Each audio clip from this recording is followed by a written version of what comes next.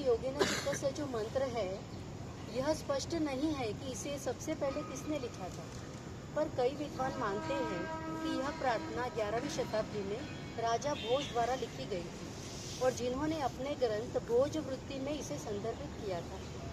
यह एक पारंपरिक श्लोक है जिसका उपयोग सदियों से गुरु शिष्य परंपरा में किया जाता है।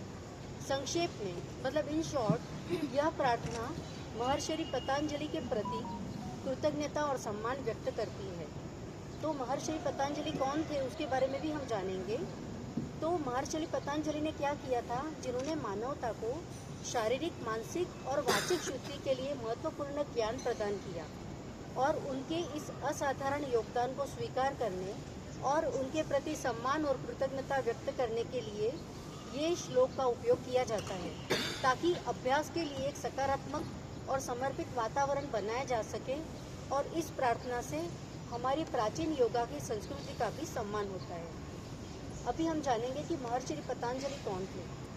महर्षि पतंजलि प्राचीन भारत के एक महान ऋषि थे, जिन्हें योग के जनक के रूप में माना जाता है और उनकी 3 मुख्य रचनाएं, योग सूत्र जिसमें अष्टांग योग का वर्णन है, महाभाष्य जिसमें संस्कृत व्याकरण के आचार्य पाणिनि की अष्टाध्यायी पर एक विस्तृत टीका है, और आयुर्वेद पर ग्रंथ चिकित्सा विज्ञान से संबंधित थे।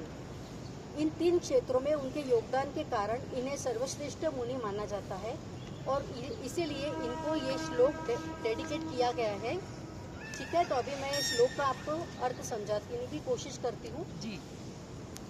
योगेन चित्तस्य पदेन वाचाम। अभी एक एक वर्ड का मैं बताती हूँ। योगेन चित्तस्य मतलब जो योग के द्वारा चित्त की अशुद्धियों को दूर करते हैं, जो हमारा मन के अंदर जो विकार भरे हैं वो सब दूर करते हैं, जो हमारे अंदर जो अशुद्धियाँ भर गई है, मतलब नेगेटिविटी जो हमारे अंदर होती है उसको दूर करते हैं। पदेन वाचाम, जो व्याकरण के द्वारा वाणी की अशुद्धियों को दूर करते हैं। जो भी हम बोलते हैं, जो ग्रामेटिकल, जो भी हम बच्चों को पढ़ाते हैं तो हमको पता है ना व्याकरण को कैसे यूज़ करते हैं, ग्रामर को। तो उस अशुद्धियों को, वाणी की अशुद्धि भी दूर होती है जब भी हम योगा करते हैं, कोई वर्ड्स का उच्चारण करते हैं तो उससे हमारा थोड़ा सा स्पीच थेरेपी भी हो जाता है, तो वो अशुद्धि भी दूर होती है।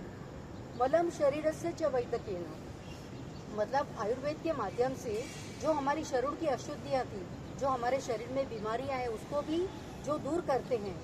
योगा करोतम प्रवरम मुनिना, मतलब उन मुनियों में श्रेष्ठ मुनि पतंजलि को।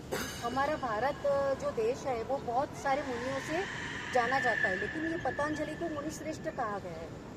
पतंजलि प्रांजलि रानतोस्मि, मैं दोनों हाथ जोड़कर इन पतंजलि प्रणाम करो, नमन करता हूँ। लास्ट में यही लिखा गया।